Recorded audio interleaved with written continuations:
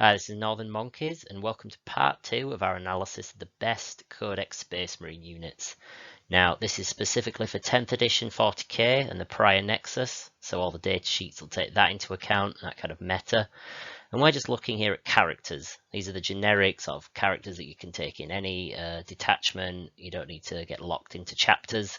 And we're just going to see which ones are the best. This is looking at the meta, this is looking at like personal experience, and just seeing what this codex has to offer. So at number 5, we've got the ever reliable and everywhere lieutenant. Some of these data sheets might look a bit old, but all the abilities are correct, so don't worry about that. But this is just a great unit. He's 65 points, so he's on the cheaper end of stuff you can get inside of this codex. He's got loads of options. You can make him a bit more punchy with the power fist. You can make him a bit more durable with the loadout with the invulnerable save and the storm shield. But either way, his weapons tend to be kind of the secondary part of him. Not that they aren't good. He gets a very decent number of attacks at a good weapon skill. He even gets a few shots with his mastercrafted bolt rifle or his Neo Volkite. So he's not bad at all in terms of his actual output. And again, for only 65 points, you can't complain about any of that, especially when you're getting the 4-up invuln. Now, on top of all that, he also has 2 great abilities that synergize with all sorts of units in the Space Marine Codex. First of all, he makes you eligible to shoot or charge in a turn in which you fell back.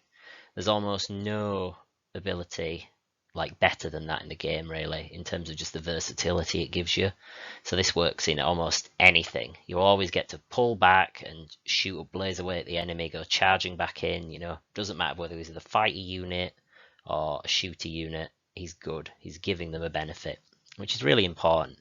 Now, his other ability works in both shooting and fighting to give lethal hits to his unit. Now, this is really, really good because it works well on anything that has kind of low strength.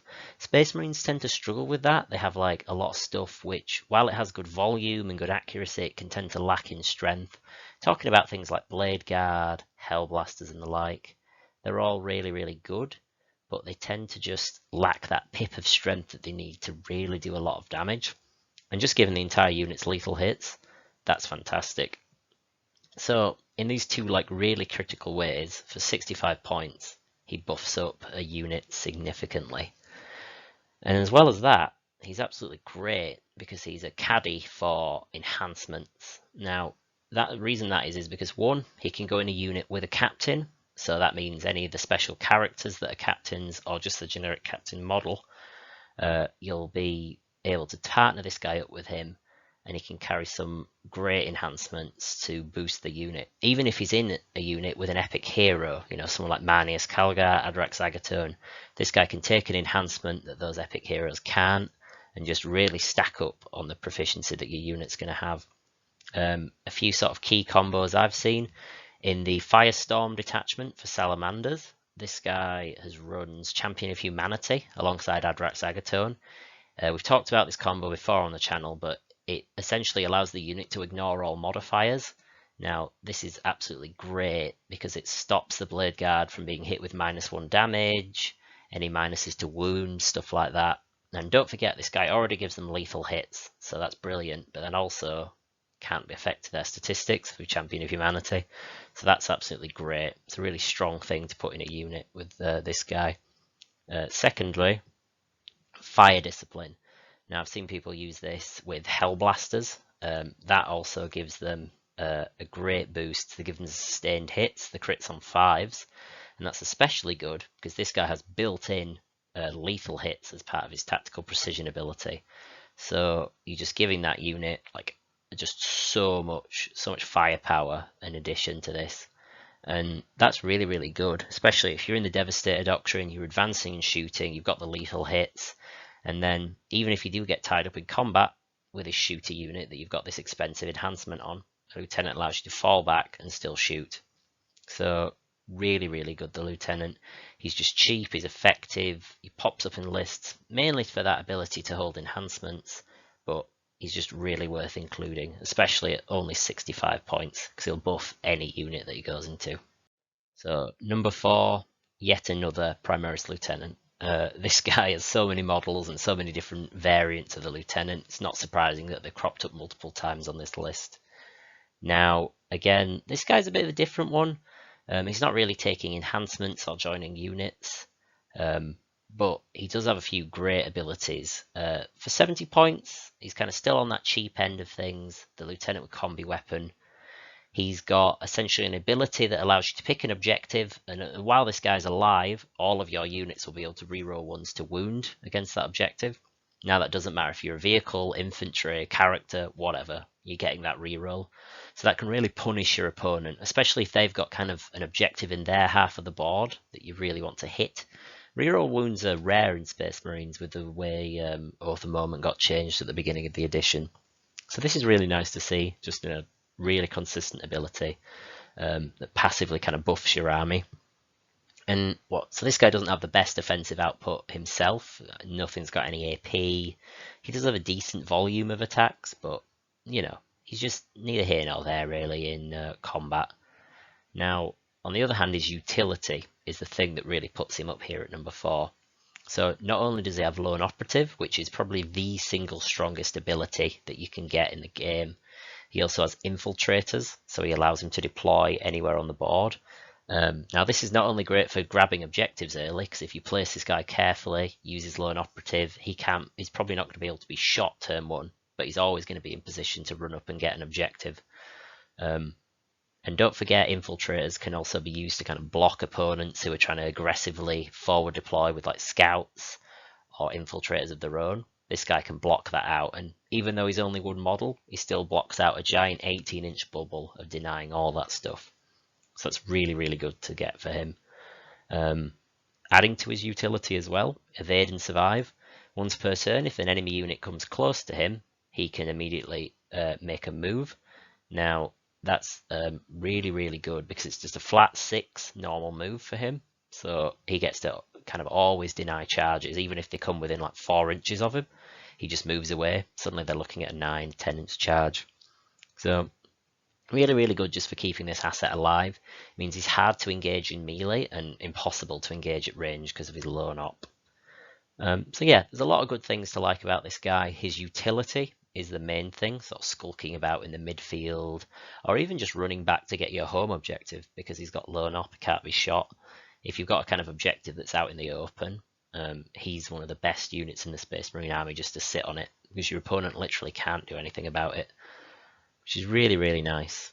And don't forget, once this guy does get up close, you know, if the enemy comes up to shoot him, he's got stealth, so he's -1 to hit. He's got 5 up feel no pain, and if he's in cover, he's still got a 3 up save. You know, not exactly the easiest thing to kill in the game, just because of all those sort of layers of defense that this guy's got. So I really wouldn't sort of count this guy out. He was quite popular at the start of the edition since he was in Leviathan. Dropped off a little bit since then, but you still see him in lists just anytime that someone has those kind of 70 points spare. He maybe isn't quite as good as scouts. It's kind of down to what you want, whether you value the lone op over the utility of the scouts. But I think this guy, in terms of the characters available, is a really, really good choice. And as long as you play him right, you're always going to get your value for him. So these top 3 spots were kind of hard because there's some really good characters in here. But one that I put him at number 3 because I think he's still kind of rising to the top in terms of the Pariah Nexus. This is the Judiciar. Now, he's really cool. 70 points. He fights pretty well. He has a decent pistol for what that's worth, but he also has a lot of attacks that are really good at sort of precision, dev wounds. You know, this guy will chop a character up fairly handily with all the stuff he gets. He's not quite an Emperor's Champion, but the reason that he is probably better than that unit is because of his ability, Temper Mortis. Now, while he's leading a unit, he gives them fight first. Now, this is absolutely fantastic. It just, against a melee army, this is sort of a real gotcha, because your opponent simply can't interact properly with that unit at all. Now, Assault Intercessors sat on an objective, Blade Guard sat on an objective, sort of defending with this Judiciar in them. Most melee armies will have an absolute headache trying to deal with that. And especially if you can combo it with Fight on Death elsewhere. This Fights First ability, for people who don't know, just means that even if your opponent charges you, because of the way the order of steps work in the fight phase, you have fights first on this guy and his unit, so they'll all get to fight before your opponent that charged gets to fight. So really, really nice. Like I said, his stats himself are decent. He adds a lot to his unit for 70 points, even as a 4-up invuln in melee, which is really handy, and one of the places you're going to need that 4-up invuln. So yeah, really, really good.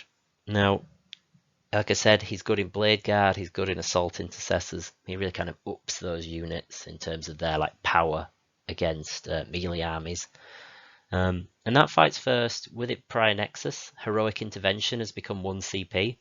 So that's absolutely brilliant, because this guy can sort of sit around the corner with his unit, waiting for your opponent to charge in and engage a different unit, at which point, Heroic Intervention with the Judicia, and all of a sudden the Judicia and his squad gets to fight before that enemy unit that charged. And now that's only 1 CP, so it's made it a lot more viable. As long as you can position this guy well, you get that. Now, another thing as well, rapid ingress.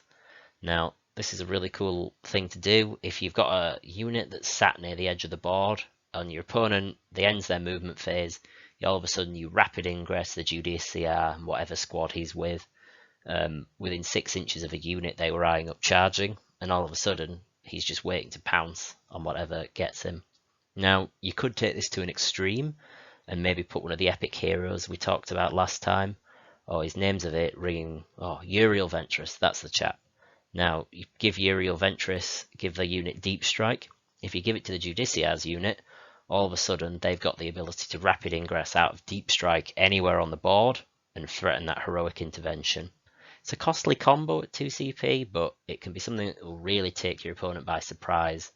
And even if you're very transparent and be like, oh yeah, I've got this, it can just, against a melee army, it'll give them this complete headache of being like, where can I charge? What am I going to do? Can I avoid this Heroic Intervention? And realistically, as long as you position well enough, they can't avoid it. So for those reasons and these kind of like high power plays that he can facilitate, put the Judicia at number 3. So at number 2, really debated putting this guy at number 1 because of the sheer amount of lists he pops up in and the combos that he facilitates. But it's the Primaris Lieutenant in Gravis Armor. The Apothecary Biologus. Oh, that's what they called him. Now, this guy, an absolute beast of a unit in the meta. Loads of good stats to him. He doesn't have great melee, but he does importantly have OC3. He's T6. He's got 5 wounds. He's a real beast of a unit. And he has loads of great abilities. At 55 points, he's one of the cheapest possible characters you can get. I think it's him and the Tech Marine are tied up for that. So 2 of the cheapest units available to the Space Marines. But the amount of stuff this guy brings to the table is crazy. Now, looking at his data sheet, doesn't look that mad. So this guy can join like Eradicators, giving them lethal hits is nice. That's surgical precision ability. He gives all weapons, that's ranged and melee, lethal hits. So nice for Eradicators, great for Aggressors. Yeah, it seems really good. And then his Spectrum ability. If you destroy an enemy unit in melee, which you're probably only realistically going to have to do with Aggressors, this guy suddenly goes from OC3, which was already good for a character, to OC9. So that makes him pretty impossible to take off an objective. And these things are all good, but the things that make this guy really good, much like the Primaris Lieutenant, is the enhancements he can take. So 2 kind of the strongest ones he can get are the Blade Driven Deep, which is part of the Raven Guard detachment, Shadow Spearhead or something like that. And that specifically gives his unit the Infiltrator's ability. Now this is great because you can combo this with a really powerful character like Marneus Calgar, and all of a sudden you've got a 6-man brick of aggressors that could advance, shoot and charge, all infiltrated up the board. They'll just absolutely wreck house in your opponent's ability. And as a bonus to that, everyone gets lethal hits in that unit. So really, really nice.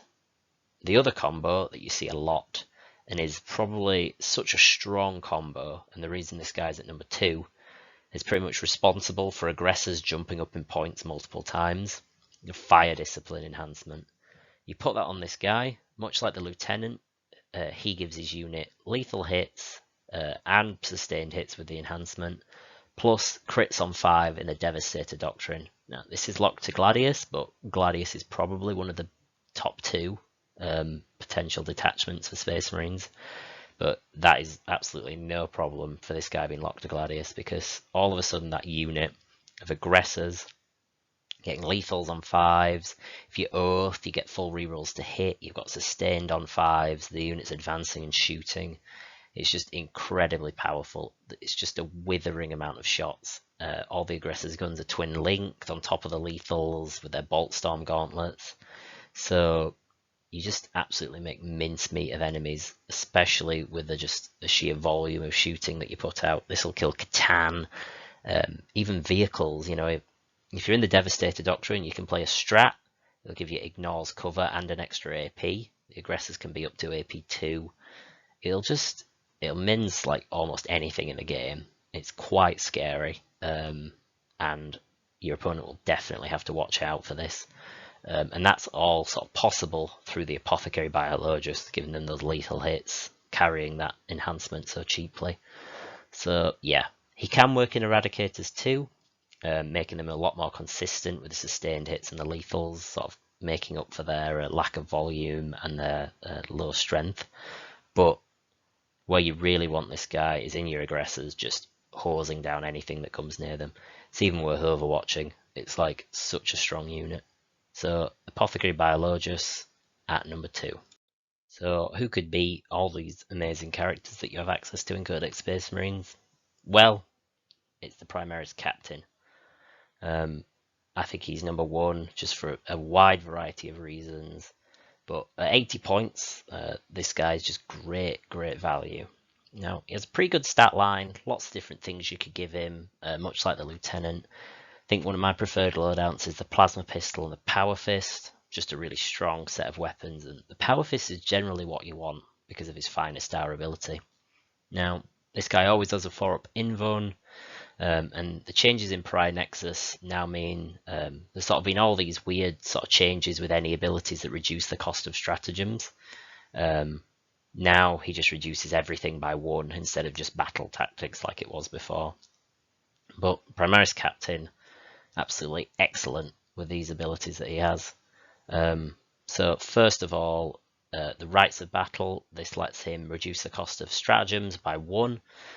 Loads of amazing stratagems in the Codex, all the sort of viable to use, and just being able to constantly, not only if you can gain a bonus CP from another source, like discarding an objective or Calgar, something like that, this guy also can make it free. You can essentially be sort of playing with 3 CP a turn, which is a really strong ability, and over the course of a game it really adds up. Now I think that is a great ability and people like would take him just for that, but he also has a really good ability in Finest Hour. Once per battle, unfortunately. Well, probably fortunately, because he'd be crazy without it. But at the start of the fight phase, once per battle, if he uses this ability, not only does he get 3 extra attacks, but he also gets devastating wounds.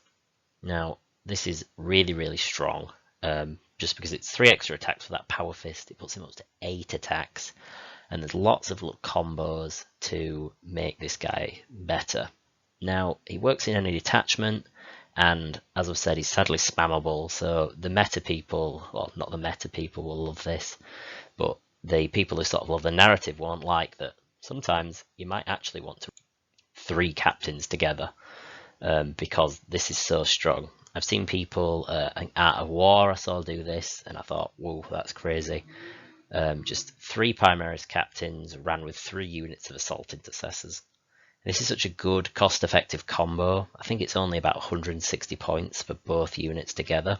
You put them in impulsors, which give them great transport options, very durable, much faster with the new pivot rules. And you just use these of like torpedo units, a bit of a CSM sort of style thing that they do with their Chaos Lords. You do the same thing with Assault Intercessors and the Captain. And crucially, if you're attacking enemy units on objectives, the Assault Intercessors give you full rerolls to wound. So all of a sudden, these captains, devastating wounds, 8 attacks, full rerolls to wound. If you used Oath, the rerolling the hits. You can use stratagems that can give you things like Lance, +1 AP. And then on top of the captain, you get all the attacks from the assault intercessors. It's just really, really good. Gets out of hand very fast for these sort of cheap, cost-effective missiles that you can throw out, especially when you can give yourself army-wide advance and charge from things like Gladius.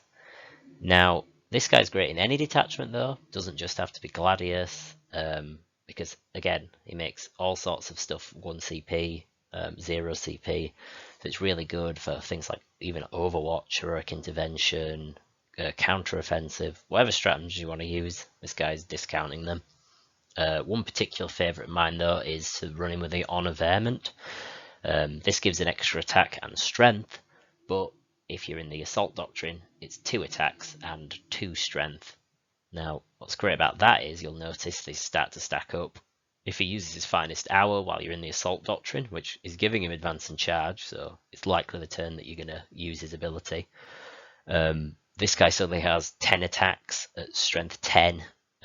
You can give him +1 to wound, you can give him lance, you know. All of a sudden this guy's like punching anything that's not like a Redemptor Dreadnought or a Catan to death. Which is really, really cool. 10 attacks, strength 10, AP 3, +1 to wound, devastating wounds, 4 rerolls to wound.